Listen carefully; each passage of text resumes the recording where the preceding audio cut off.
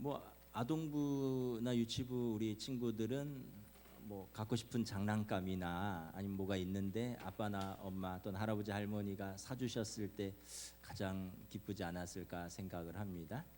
또 우리 학생부 친구들은 그래도 또 공부하는 중이니까 어떤 과목에 대해서 열심히 했는데 거기에 맞춰서 성적이 나오거나 또 성취가 있으면 가장 또 기쁜 소식이겠죠.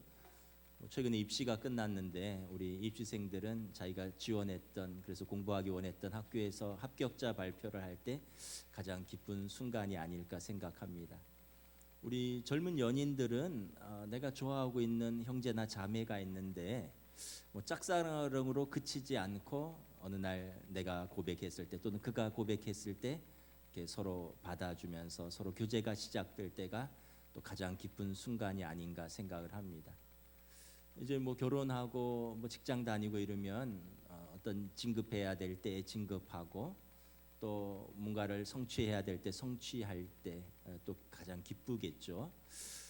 우리 연세 드신 어르신들은 아무래도 건강의 염려가 제일 많은 것 같습니다. 그래서 병원에 가셨는데 또 의사 선생님이 괜찮다고 이제 다 나았으니까 퇴원하고도 되신다 이렇게 말씀하실 때 그 이야기를 들을 때 아마 가장 기쁘지 않을까 이렇게 생각을 합니다. 여러분, 우리 주변에 이렇게 일상생활에서 일어나는 이런 기쁜 소식, 또 이런 복된 소식을 한자로 복음이라고 합니다. 복음, 복된 소식. 영어로 good news고요. 헬라어로 유앙겔리온이라고 하는데 이 유앙겔리온에는 기쁜 소식, 복된 소식에 더하여 한 가지 더 의미가 있습니다. 구원의 기쁜 소식, 구원의 복된 소식이라는 의미가 있습니다. 그래서 여러분, 왜 구원의 소식이 가장 복된 소식이고 기쁜 소식인가 한번 우리가 말씀을 통해서 나누도록 하겠습니다. 여러분, 왜 구원, 복음이 기쁜가? 첫째는 여러분 용서와 칭의 때문입니다. 용서와 칭의. 여러분, 죄의 용서를 받아보신 적이 있으십니까? 우리 인생은 사실 살면서 크고 작은 용서를 받으면서 살아갑니다. 용서가 있기에 지금까지 있는 것이죠. 어렸을 때는 부모님의 용서가 있었고 수많은 부모님의 용서, 또 우리를 아끼고 사랑하는 사람들이 우리를 이해해주고 용납해 주어서 지금 이 자리에 있게 된 것이죠. 여러분, 죄는 권세가 있습니다. 죄는 힘이 있어요. 이게 죄를 지어본 사람은 압니다. 죄가 죄로 드러나는 순간 그 죄는 엄청난 힘을 발휘하기 시작합니다.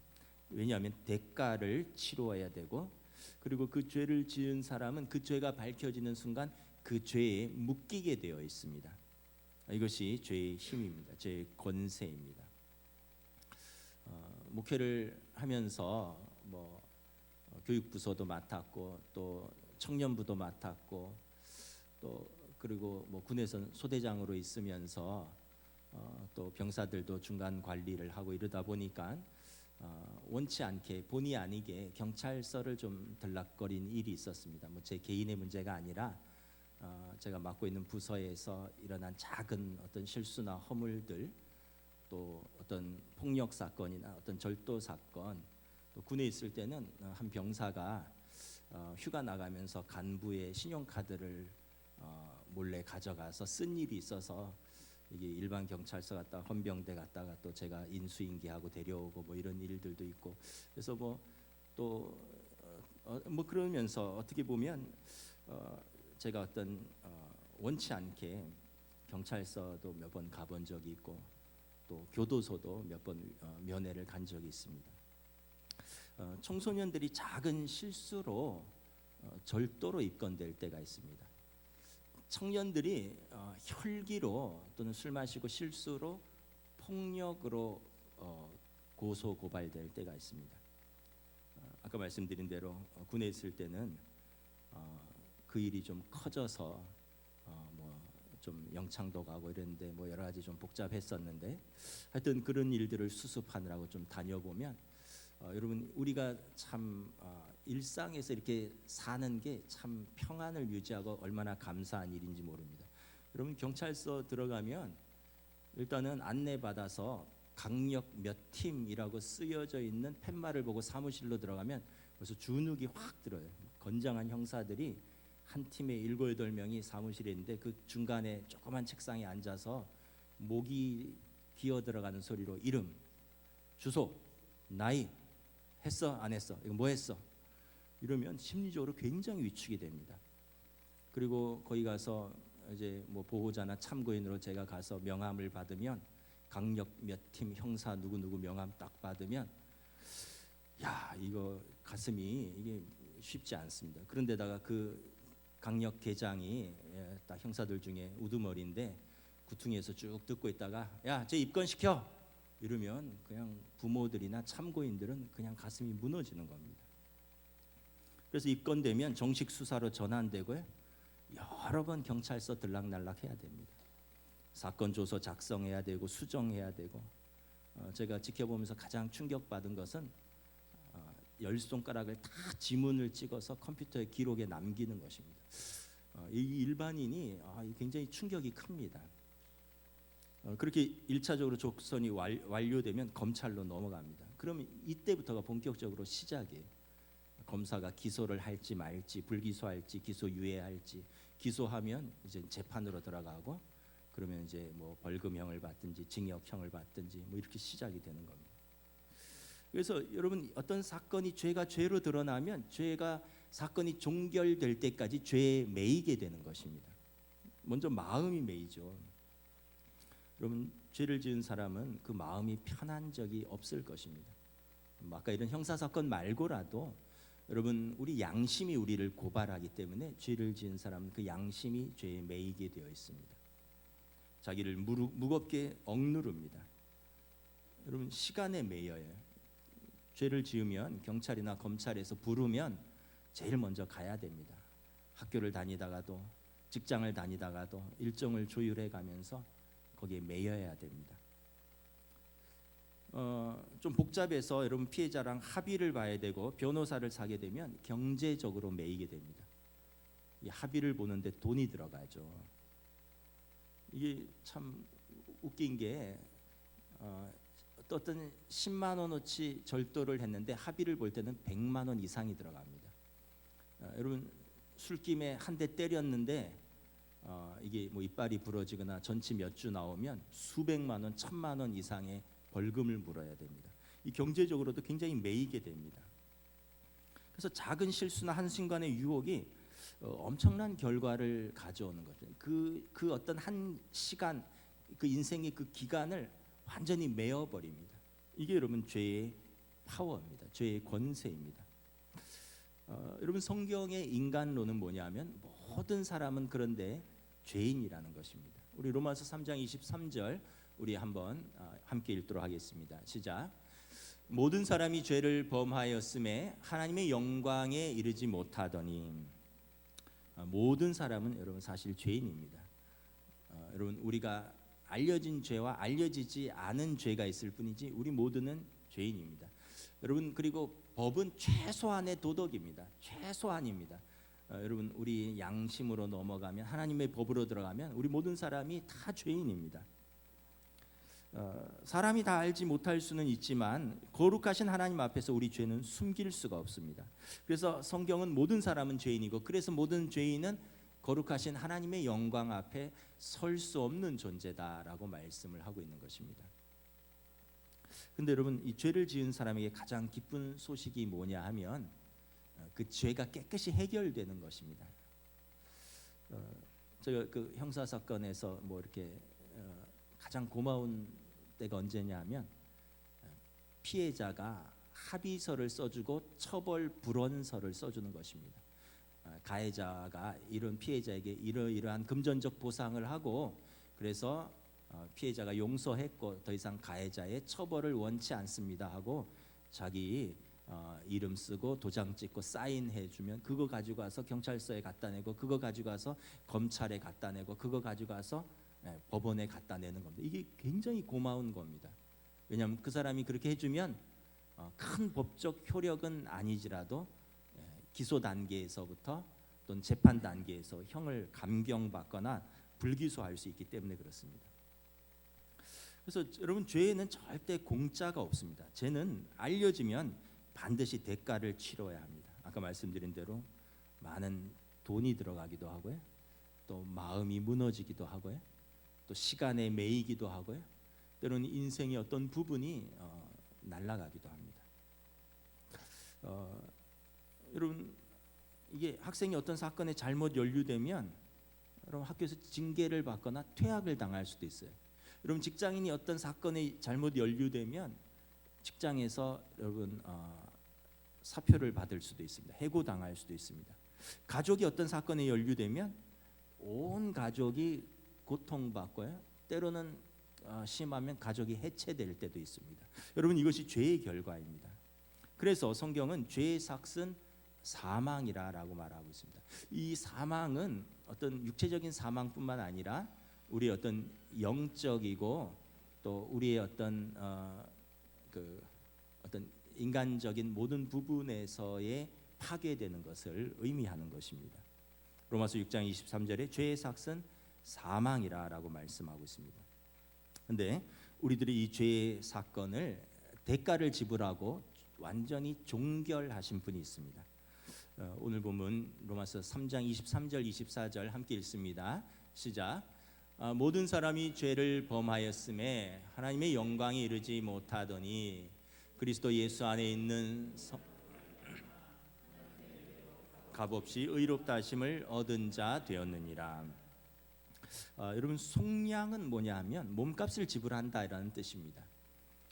일반적으로 몸값을 지불하는데, 이게 이제 조선 시대에 노비가 몸값을 지불하면 그 노비를 사서 양민으로 풀어줄 수 있는 제도가 있었습니다. 그런데 어마어마한 대가가 들기 때문에 노비 스스로가 자기 몸값을 지불할 수가 없습니다. 결국은 이 노비의 속량에는 막대한 금액을 요구하고 그 노비를 사랑하는 누군가가 그 몸값을 대신 지불해 주어야 가능한 것입니다. 여러분, 죄의 삭은 사망인데 우리 스스로, 죄인인 우리 스스로 우리 죄를 해결할 수가 없습니다. 또한 죄인인 다른 누군가가 죄인인 우리 죄를 깨끗이 할 수가 없습니다. 죄는 죄가 없으신 의로우신 분이 용서하실 수 있고, 죄는 죄가 없으신 의로우신 분이 해결할 수 있는 것입니다. 이게 죄의 본질입니다. 여러분, 죄가 죄 있는 사람이 모든 다른 죄 있는 사람을 용서하는 게, 우리가 못 묻은 개가 못 묻은 개 뭐 나무란다 뭐 그런 거랑 큰 차이 없는 거죠. 그런데 여러분, 죄가 없으신 분이 죄를 용서하실 때 이 죄의 그 힘이 사라지게 되는 것입니다. 오늘 말씀에 보면 모든 사람이 죄를 범하였음에 하나님의 영광에 이르지 못하더니 예수 안에 있는 속량, 예수님께서 십자가에서 우리의 죄값을 지불하셨다, 이런 뜻입니다. 그래서 죄인인 우리가 의인이 되기 위해서 예수님이 당신의 생명을 십자가에서 대가로 지불하신 것입니다. 우리가 지불한 것은 하나도 없습니다. 그래서 이것이 은혜인 것입니다. 여러분, 내가 지불해서 샀다면 삭신 거죠. 근데 내가 그냥 얻은 것이에요. 그래서 은혜입니다. 은혜는 내가 노력한 것이 없는데, 자격이 없는데 내게 주어진 것을 은혜라고 하는 것입니다. 여러분, 내가 식당 가서 돈 내고 밥을 먹었어요. 그럼 내가 사 먹은 겁니다. 그런데 지나가다가 어떤 선배님을 만났어요. 아는 분을 만났는데 데리고 들어가서 나한테 밥을 사줬어요. 그럼 은혜라고 말하는 겁니다. 이게 은혜입니다.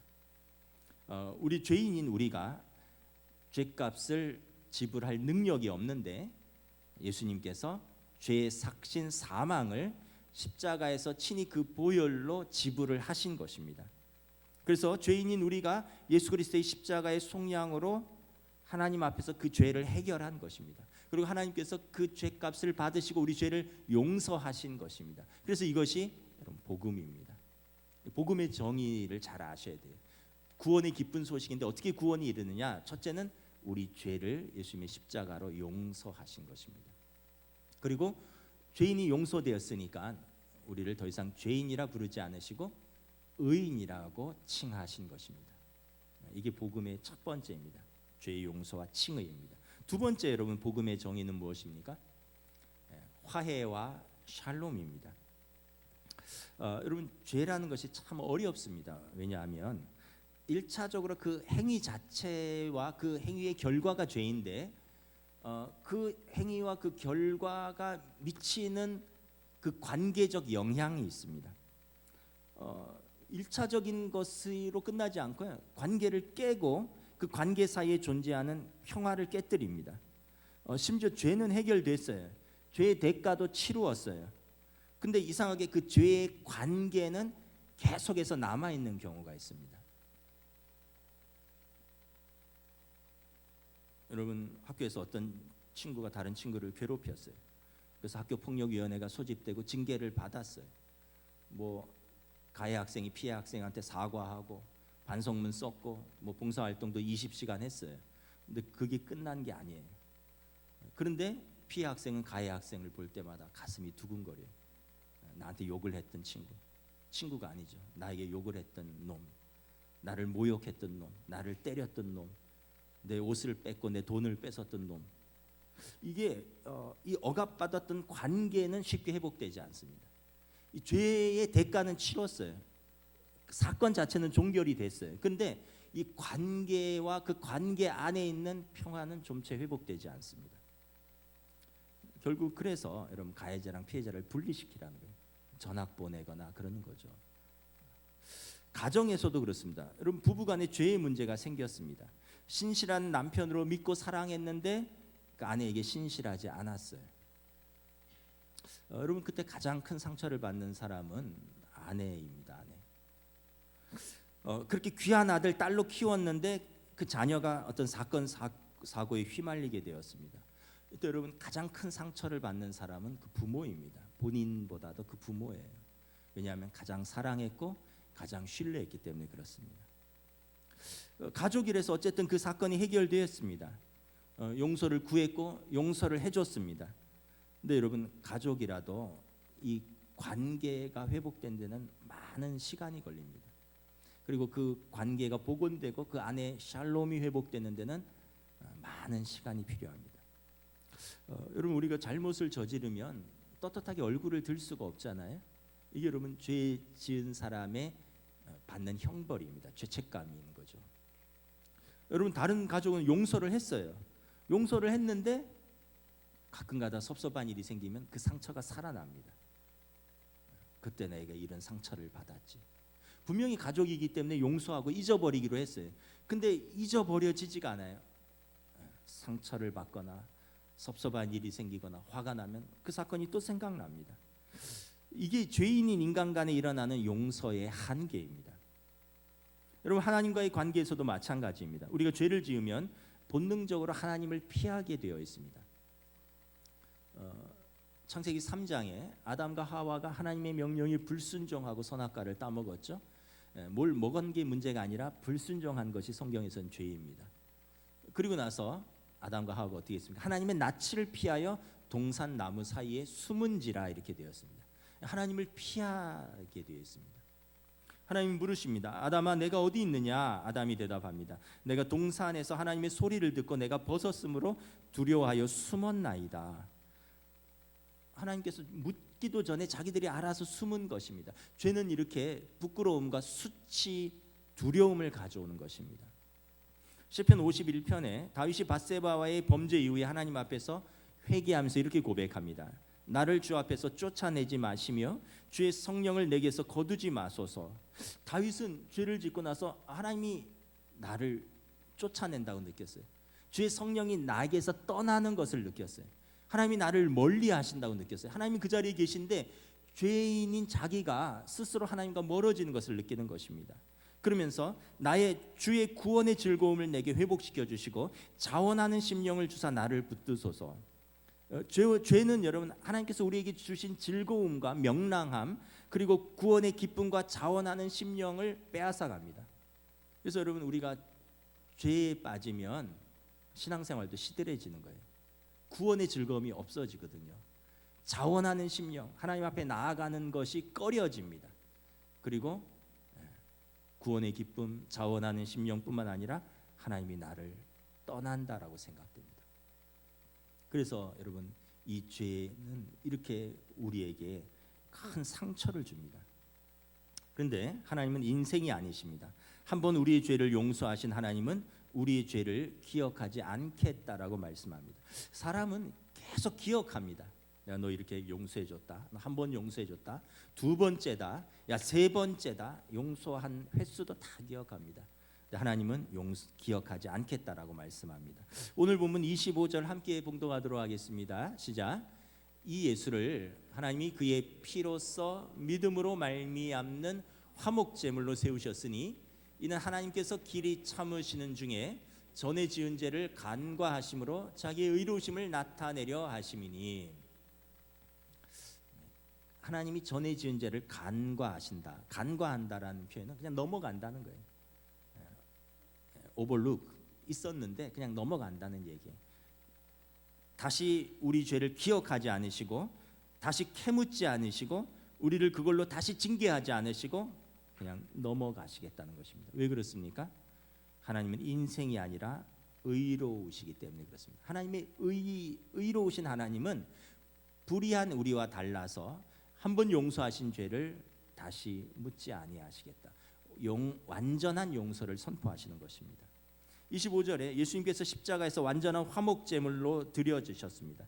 그래서 하나님과 우리 사이의 관계가 회복되었습니다. 하나님께서 예수님의 십자가의 이 화목제물을 무효화시키지 않으셨습니다. 그 누구보다도 귀한 당신의 아들 독생자의 보혈의 피의 그 희생과 화목의 십자가의 보혈의 제사를 무시하지 않으셨습니다. 우리의 죄가 아무리 커도 하나님의 사랑이 더 큰 것입니다. 우리의 죄보다 예수님의 십자가의 보혈이 우리를 더 덮는 것입니다. 그래서 의로우신 하나님과의 관계는 하나님께서 용서하시면 우리로 하여금 죄의 억압과 결핍에서 완전한 해방을 선포하는 것입니다. 오늘 보면 26절 말씀입니다. 우리 함께 읽도록 하겠습니다. 시작. 곧 이때 자기의 의로우심을 나타내사 자기도 의로우시며 또한 예수 믿는 자를 의롭다 하려 하심이라. 예수 믿는 자를 완전히 의롭다 하신 이유는 하나님께서 의로우시기 때문에 그렇습니다. 저도 가끔 실수를 하는데 부모님들 자녀들 용서해 놓고 옛날 일 자꾸 꺼내서 혼내시면 안 됩니다.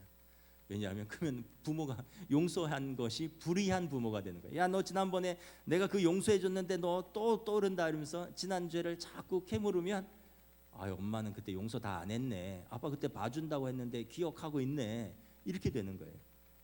지나간 것은 지나간 대로, 그리고 우리는 새로운 사랑으로 대하는 것입니다. 왜냐하면 하나님께서 우리를 그렇게 대하셨기 때문에 그렇습니다.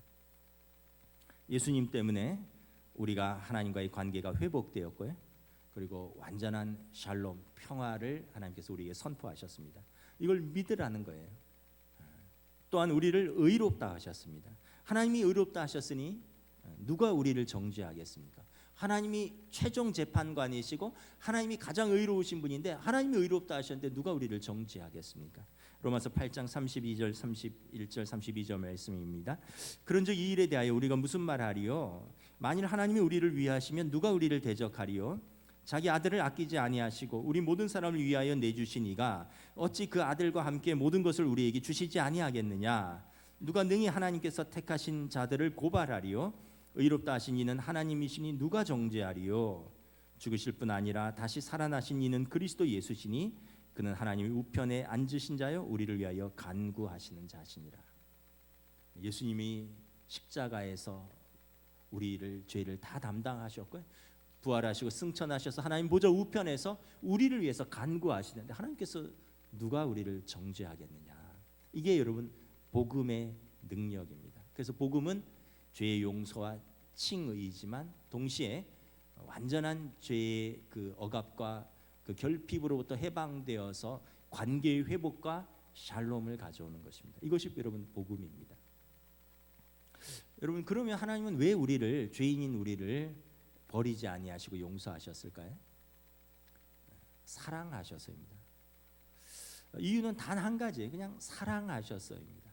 마태복음 7장에 너희 중에 누가 아들이 떡을 달라 하는데 돌을 주며 생선을 달라 하는데 뱀을 줄 사람이 있겠느냐? 너희가 악한 자라도 좋은 것으로 자식에게 줄 줄 알거든 하물며 하늘에 계신 너희 아버지께서 구하는 자녀에게 좋은 것으로 주시지 않겠느냐. 여러분, 나쁜 아버지도 자기 자식한테는 좋은 걸 줄 줄 안다는 거예요. 왜냐하면 자기 자식이니까. 그런데 하물며 하늘에 계신 너희 아버지께서 그 자녀에게 좋은 것으로 주시지 않겠느냐라는 거예요. 저는 이 말씀을 읽을 때마다, 제가 결혼 전에는 잘 몰랐는데 결혼하고 아버지가 되니까 이 말씀이 그 말씀이구나 하는 걸 아주 100%, 120% 깨닫습니다. 제가 돈을 쓰면서 별로 아깝지 않다고 느낄 때가 저희 아이들에게 쓸 때입니다. 저희 부부에게 쓰고, 때로는 양가 부모님을 대접하고 뭘 해도 여러 가지 생각하는 것들이 있고 또 계산도 있고 뭐 이런 따져볼 게 있어요. 근데 아이들한테는 계산이 되지가 않습니다. 그냥 필요하니까 써야 되고 사랑하니까 줘야 되고, 그러니까 부족한 가운데서도 아이들한테는 굉장히 관대해집니다. 다른 일에 돈 쓸 때는 인상을 쓰지만 아이들한테 돈 쓸 때는 미소를 짓습니다. 왜냐하면 내 자식이니까 그렇습니다. 모든 부모들이 다 하는 거지만 애들 키우면서 용돈 주고요, 책값은 책값대로 줘야 되고, 때 되면 신발 사줘야 되고 옷 사줘야 되고, 그러면서 기뻐하는 것이 부모의 마음입니다. 저는 아들이 군대 가면 돈 안 들 줄 알았어요. 근데 보내보신 분들은 알지만 돈 많이 들죠. 군대 가도 돈 많이 들어요.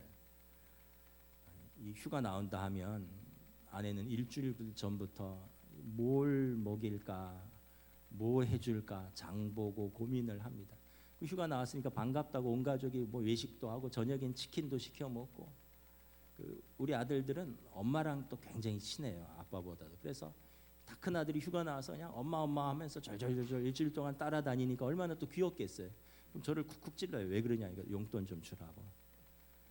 지난번에 줬는데 이러면 친구 만난다잖아. 알았어, 용돈. 갈 때 되면 또 옆구리 쿡쿡 찔러요. 왜 하면 용돈 좀 주라고. 아까 줬잖아, 휴가 나와서. 들어간다잖아. 그럼 또 줘야 돼. 이게 참 군대 보내보신 부모님들은 알겠지만, 이거 군대 한번 휴가 나갔다 오면 그 달은 완전 마이너스 달입니다. 근데도 어때요? 기쁩니다.